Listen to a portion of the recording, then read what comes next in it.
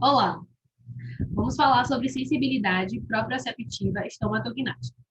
Minha equipe é formada por Iraci Marques, sou eu, Felipe Mazei, que é o meu colega que também vai apresentar, Maera Marques e Vinícius Ferreira. Antes da gente partir propriamente, para a sensibilidade proprioceptiva, é interessante que a gente entenda o que é e como funciona o sistema estomatognático.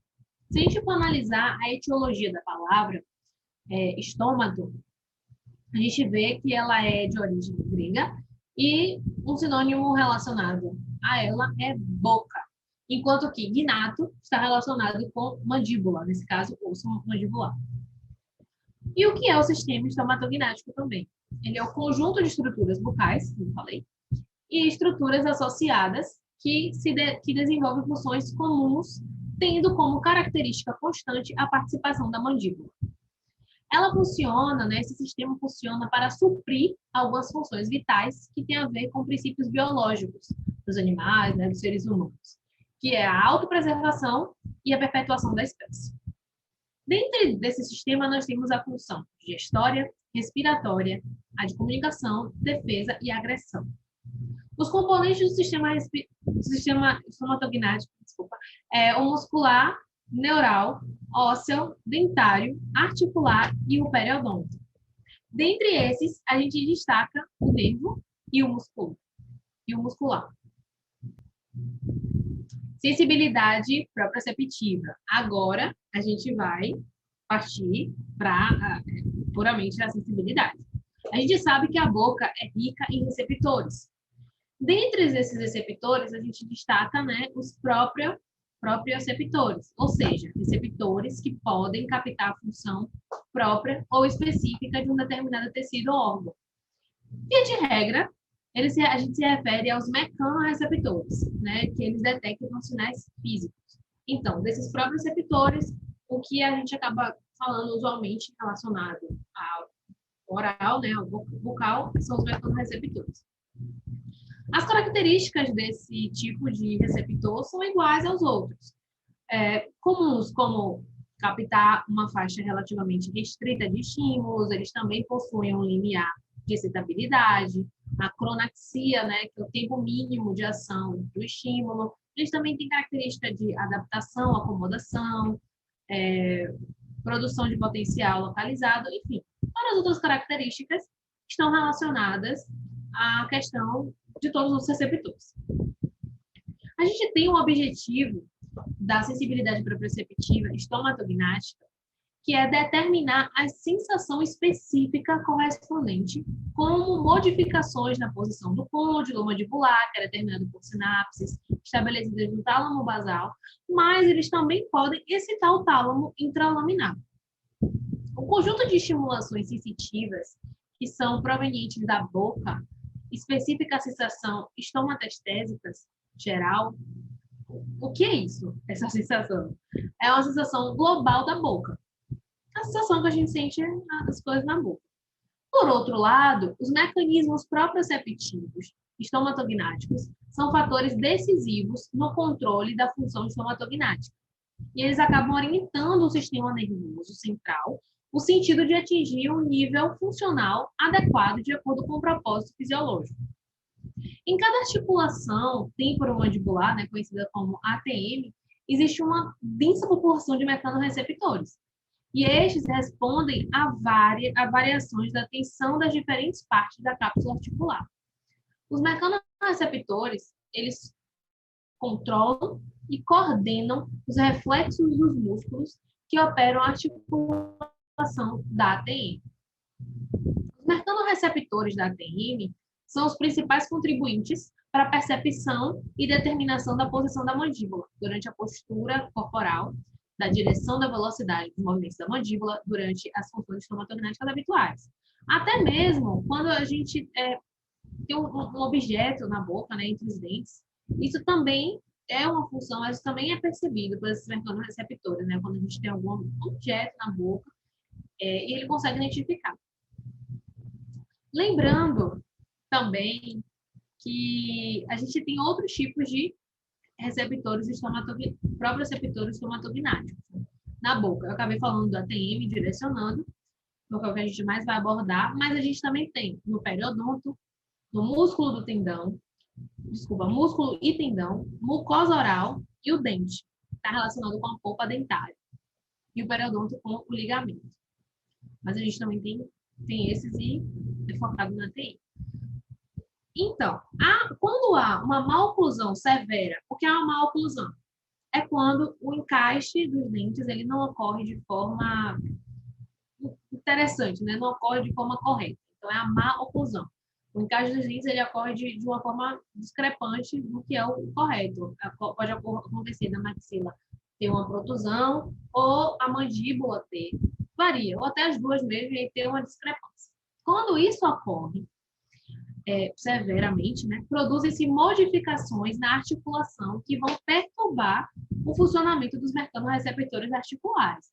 Principalmente quando a gente pensa, né, que se está aqui na ATM, ela vai ter uma certa dificuldade de identificar o que está ali, como é que está funcionando a questão bucal. Se tem uma maloclusão severa, ela não consegue funcionar da melhor forma. Dentre esses próprios receptores, foi criada uma classificação que foi desenvolvida por Greenfield e White, que eles classificaram em 4 tipos, esses próprios receptores da ATM. O tipo GW1, o G e o W é relacionado às iniciais do nome deles, né? Então ficou mais fácil para poder gravar. Então, GW1, ele trata-se de receptores finamente encapsulados, com baixo limiar e de adaptação lenta. Eles acabam contribuindo no controle do tônus dos músculos levantadores da mandíbula, sendo os responsáveis pelas permanentes variações observadas na posição tônica da mandíbula. Estes receptores, GW1, também contribuem para o posicionamento, direção e até mesmo na velocidade da mandíbula, né? Como ocorrem esses movimentos. A coordenação reflexiva recíproca, ela pode estar facilitando ou inibindo tônus em todos os músculos particulares, seria devido à descarga dos receptores do tipo 1 de ambas as articulações. A denominada sensação oclusal seria promovida pela interpretação cerebral, que no caso seria o tálamo e o córtex, de aferentes que vêm, né, dos receptores GW1, além também do periodonto, dos músculos, da língua e até mesmo da mucosa oral. Mas a gente já sabe que o GW1 tem essa influência. Já o GW2 é um tipo de receptor, esse tipo de receptor ele está em maior número na TM. E só durante a iniciação do movimento, por apresentar uma rápida acomodação. Porém, possui ao mesmo tempo um baixo limiar. E eles acabam determinando os ajustes fásicos da musculatura levantadora da mandíbula em especial. Embora eles também controlam os abaixadores, tá? Dessa forma, participam controlando na direção e orientação do movimento da mandíbula.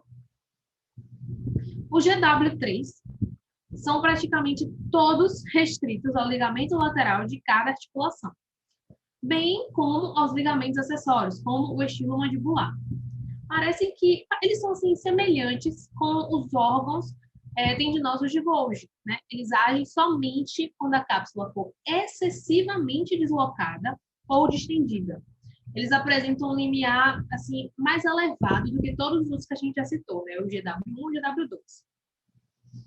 Em consequência, eles acabam protegendo e inibindo reflexamente a musculatura levantadora, em especial. Um exemplo disso é quando a gente abre exageradamente a boca. Quando isso acontece, se produz uma inibição reflexa dos levantadores. E isso acaba impedindo o fechamento bucal. E por último, a gente tem o tipo GW4. Esses já são terminais axonais livres, que eles proporcionam mecanismo nociceptor, né, relacionado à dor. E são excitados por estímulos muito elevados, seja mecânicos ou químicos, pois eles possuem um limiar alto, né, como eu falei antes, e também eles têm uma adaptação assim, lenta, e seus reflexos eles acabam sendo prolongados. Logo, eles vão produzir uma posição postural reflexa da mandíbula, que é o exemplo do trismo, e também uma dor intensa, no caso desses nossos receptores.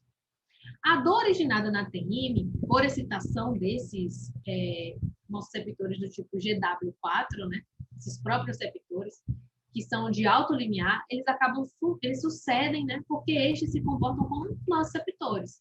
A dor pode ter características variáveis, como, por exemplo, a dor epicrítica e a protopática. No caso da epicrítica, ela está localizada na região pré-auricular. Já a protopática, muitas vezes ela é tão assim imprecisa que pode adotar características de dor referida.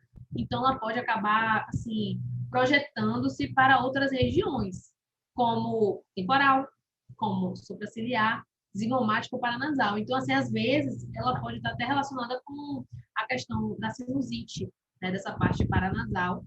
Então ela é muito, ela é subjetiva, mas ela é um pouco mais difícil de identificação.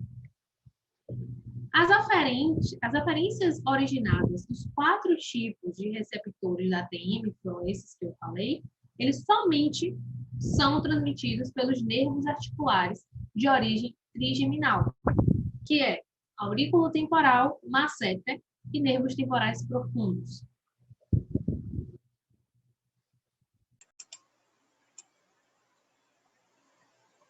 A sensibilidade muscular proprioceptiva estomatognática. Bom, ela possui 2 tipos de receptores, como já foi dito anteriormente, que são os musculares e os tendíneos. Eles estão presentes nos músculos posturais e músculos mistos, em uma menor quantidade nesse segundo. A sua importância pode ser observada em diversas abordagens, como a determinação de fenômenos reflexos musculares. No que diz respeito a receptores musculares nos músculos posturais, existem uma abundância em um tipo de receptor que, por conta de sua forma, com um centro mais globuloso e os 2 extremos mais aguçados, que são chamados respectivamente de saco fusal e os polos fusais, ele recebe o nome de fusos musculares. É nesses polos, nessa extremidade, que encontram-se finas fibras musculares esqueléticas que constituem a forma do músculo intrafusal. Nesse músculo intrafusal, é possível observar que ele é inervado por beta-motoneurônio e, por sua vez, atua na produção da contração tônica do músculo intrafusal, que vai ser importante também, posteriormente, para a contração tônica do músculo extrafusal. Falando da parte mais central agora do músculo, a parte mais globular, quando nós abordamos, então, o receptor anuloespiral, é importante dizer que ele vem de células nucleadas na região do saco fusal, onde é constituídas estruturas chamadas de cadeia nuclear e saco nuclear. No saco fusal, existe a estrutura de anéis em sequência espiralada, e essas estão em volta desse saco fusal. E no caso do saco nuclear, ele é chamado de receptor ânulo-espiral. Esse receptor ele é excitado pelo fenômeno de separação dos anéis da mola receptiva, e ele gera um potencial receptor ou gradativo, podendo gerar, então, um potencial de ação no axônio. E é a partir disso que o alfa-motoneurônio é excitado, gerando impulsos que produzem excitação do músculo extrafusal, que se contrai. E essa separação dos anéis fusais é propriamente o estiramento do fuso, que do ponto de vista fisiológico acontece no momento em que o músculo extrafusal é alongado. Falando agora sobre os receptores proprioceptivos do ligamento periodontal, a gente pode dizer que ele possui uma grande quantidade de estruturas com funções proprioceptivas, porém, ele não possui uma classificação como a de Greenfield e White. Nos proprioceptores de contato oclusal, eles são indeterminados, possuem um baixo limiar e a adaptação é rápida quando excitadas. E essa excitação é especificamente nos estímulos mecânicos, quando superfícies oclusais funcionais do dente ficam em contato mútuo. E isso acaba ocorrendo quando há o fechamento bucal, no ato da mastigação. E ela ocorre por uma contração mecânica isotômica, especificamente da musculatura levantadora da mandíbula. Mas o que é a contração isotômica? é quando há uma expressão mecânica da contração muscular, em que não há uma modificação da tensão, mas é possível ver um encurtamento da fibra muscular. E aí, quando esses receptores oclusais são excitados, ocorre a produção de um reflexo e essa contração muscular levantadora isotônica é modificada para isométrica, que é quando há mudança na tensão, mas sem que haja continuidade do encurtamento do sarcômero. Após esse processo, acaba se criando uma superfície oclusal com uma força oclusal, e essa força ela é aplicada sobre uma área, e isso gera uma pressão oclusal, agindo enfim sobre o dente e gerando afinal a trituração do alimento interposto. No receptor de descarga espontânea, ele acaba levando esse nome por ter um limiar extremamente baixo de excitação, podendo descarregar pulsos elétricos ainda sem estímulo evidente. Esses receptores, quando estimulados, geram a contração tônica, que gera postura mandibular e de fechamento, e ele acaba passando a ser um fator determinante na postura da mandíbula de repouso. O proprioceptor do botão terminal. Ele tem o formato de um botão, como o nome indica, e está presente na superfície das fibras constitutivas do ligamento periodontal. Ele se excita a partir do momento em que a fibra estira-se e, por consequência, ele se estira também, sendo que mantém uma relação entre o grau de estiramento da fibra e do botão. No caso, esse receptor, quanto maior for a força aplicada na superfície dental, maior será a deformação do periodonto e mais elevado será o grau de excitação do botão, permitindo uma sensibilidade diferenciada do periodonto e uma resposta que ela é graduada da musculatura envolvida, sendo que quanto maior pressão, maior será a intensidade da contração do reflexo do músculo levantador da mandíbula. Mas aí tu me fala, tá bom, Felipe, mas para que isso? Isso é para você ter uma nítida diferenciação da dureza ou consistência do alimento. No proprioceptor do anel terminal, ring-end, um sensor de anéis que formam uma estrutura espiralada em torno da fibra periodontal recebem uma capacidade de captar tensões determinadas na fibra, e elas são provenientes do grau de distensão da mesma. A terminação do anel ring-end é excitada quando há, então, um grande nível de estiramento, causado por uma maior força sobre o dente. Quando ele está excitado, há uma inibição dos músculos levantadores da mandíbula, de tal modo que a boca abre e é incapaz de fechar enquanto houver o efeito do anel terminal, que possui uma adaptação muito rápida.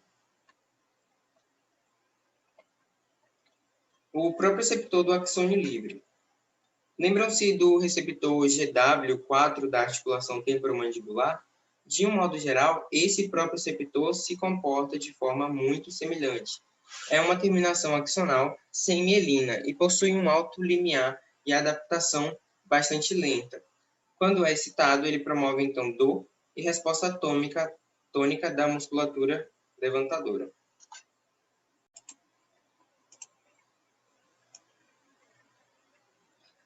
A sensibilidade proprioceptiva do dente.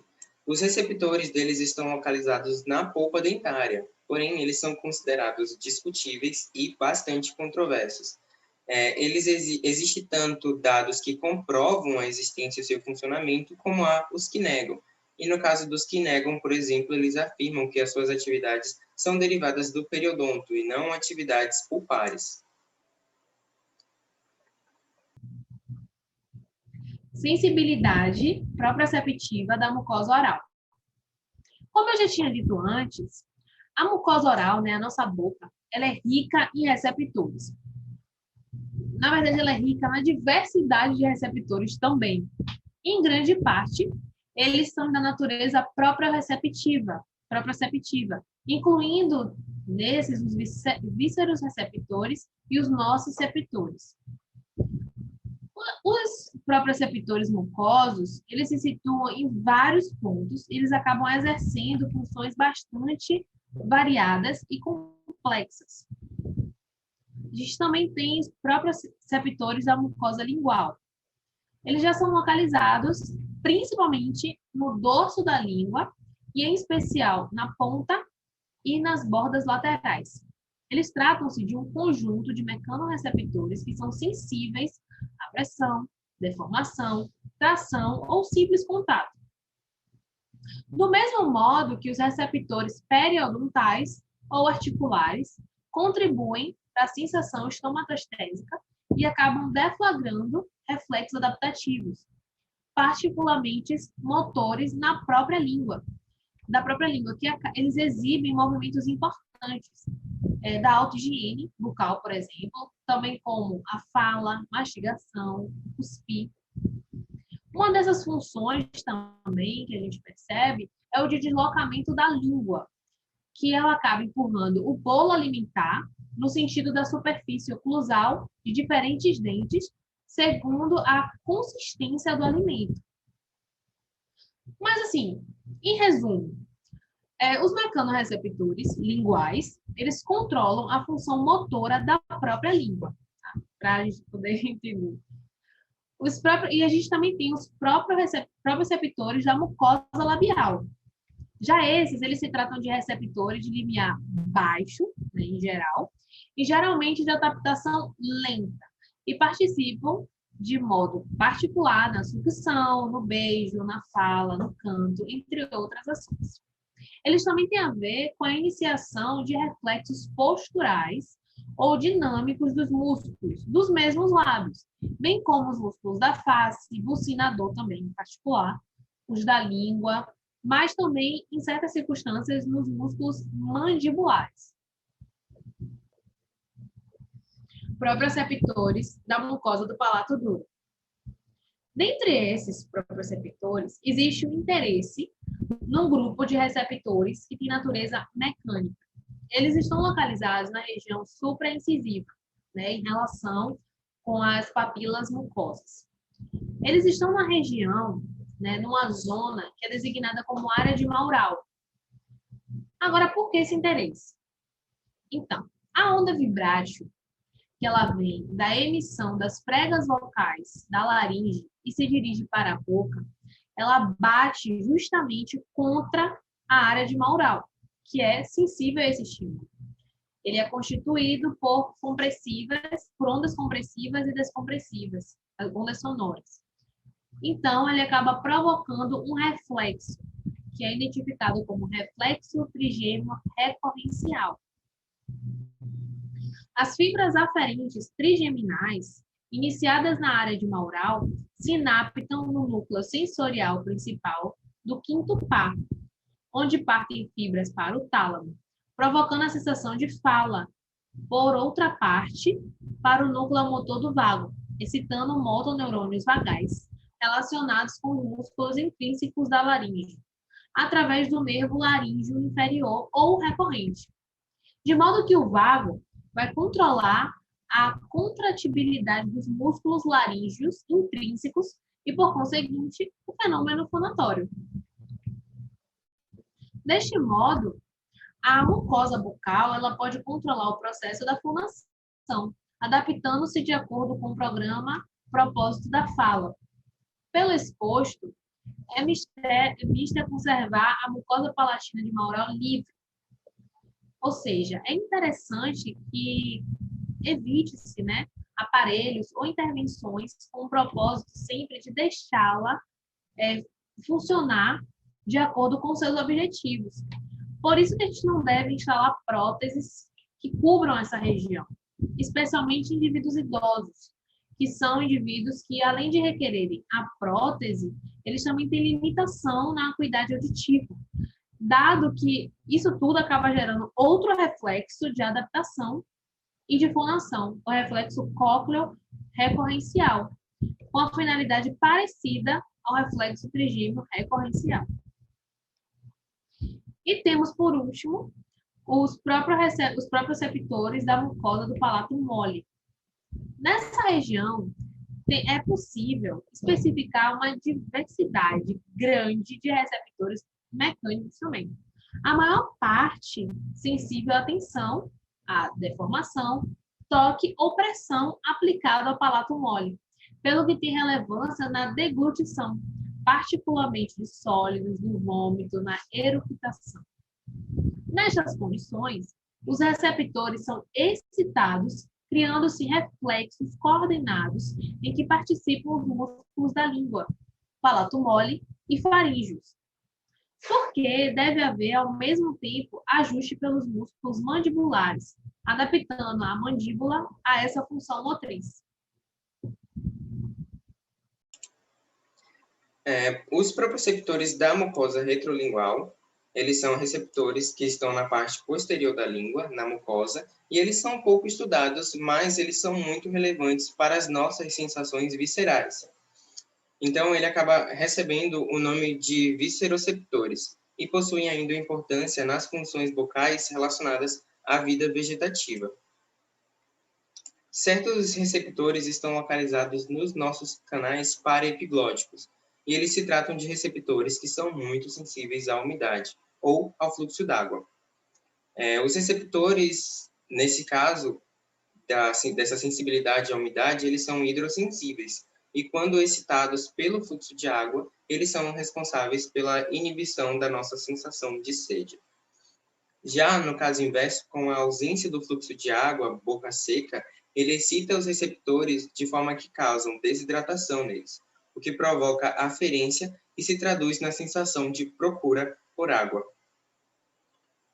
Os receptores retrolinguais estão envolvidos também na sensação relacionada à fome e saciedade. Porém, nesse caso, outros também estão ligados a essa questão, como os periodontais, musculotendíneos, articulares da TM, enfim, entre outros.